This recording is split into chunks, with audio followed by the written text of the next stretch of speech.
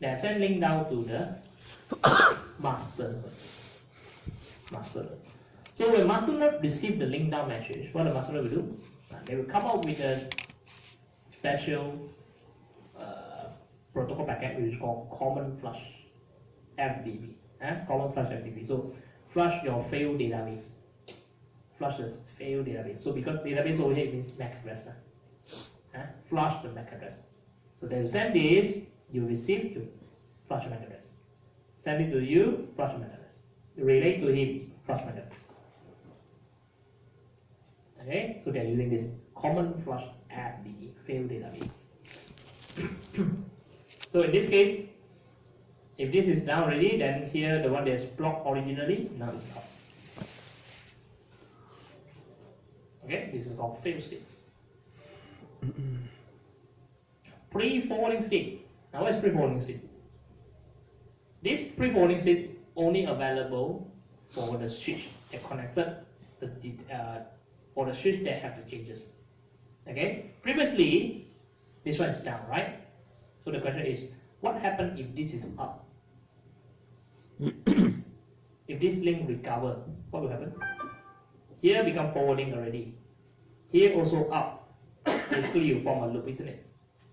So to avoid that issue from happening, we have something called pre-forwarding state, which means before we make ourselves forwarding.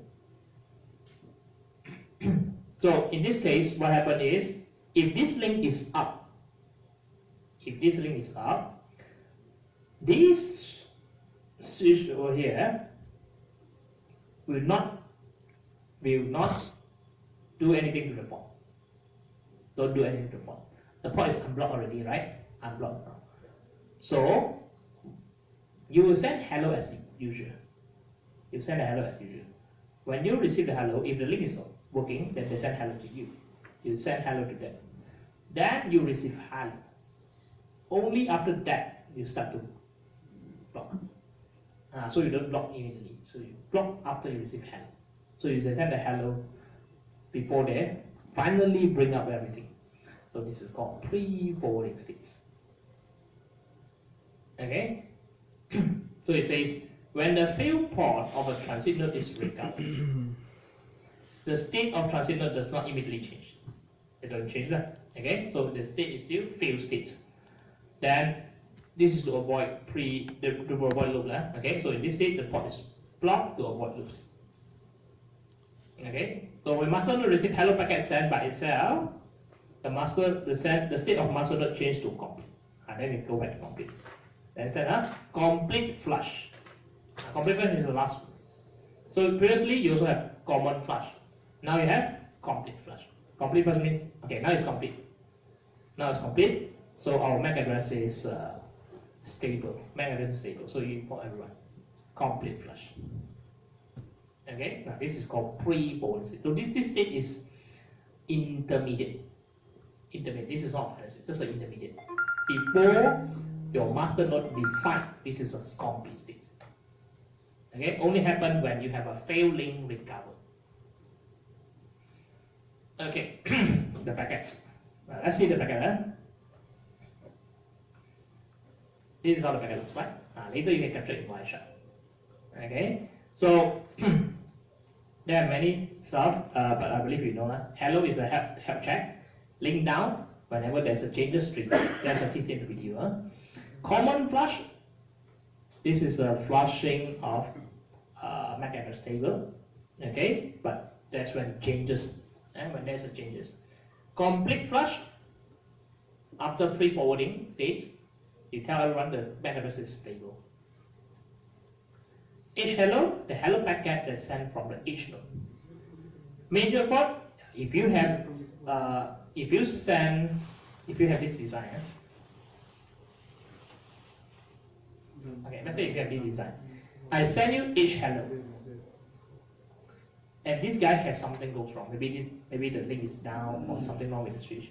You don't receive H hello. So when you don't receive H hello, which means this string may be not working. So this one they will actually call it as major fail. Major fail. So there's a packet for major fail. Sorry, major fault. Okay, major port.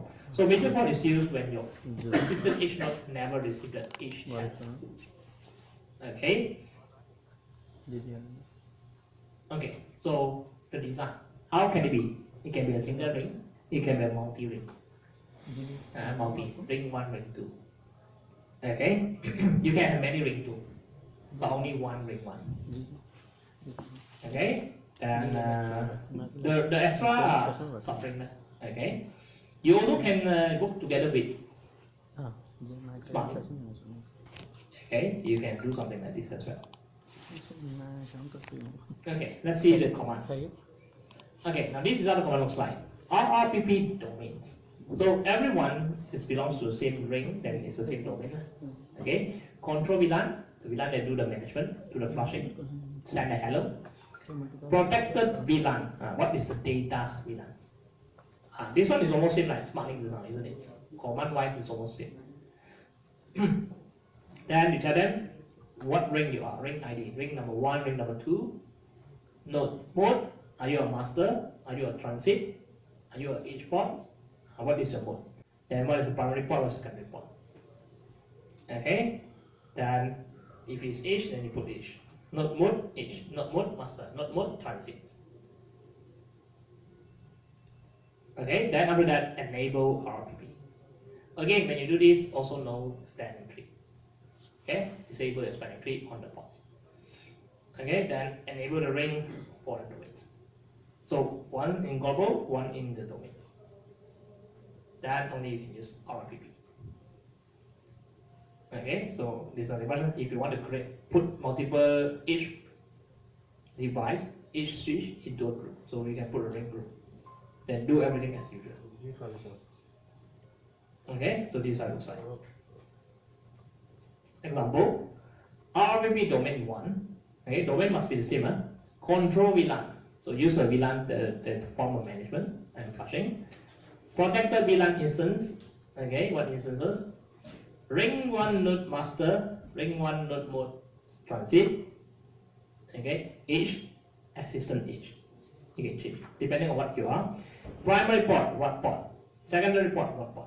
Level 0. Level 0 means backbone. Level 1 means non-backbone. So you can see there are some, here is all the same level 0 because this is only one ring. If you have sub-ring, then there will be level 1. Okay? Then after that, ring enable in the domain, then RRPP enable in the global view and the system view. Just like that. So this command will be the same for everyone. Same command. Okay? If you have more like this, you have assistant H, you have H node, then here you will see a different features. When you write the same command, this time you are assistant H port. Okay? Then you can create ring 2 or ring 3 under the same domain. Putting them into the same domain so that your hello packet can be sent from the master of ring 1 to every ring. And so they can manage all the ring by one master. If you put different domain, then different master ring. One domain, one master. Okay? Just like that. Okay, now one more thing I want to mention over here is normally when you see this, even is in your smart link lab, you also have this. It says protected VLAN reference instance 0 to 32. What does it mean by 0 to 32?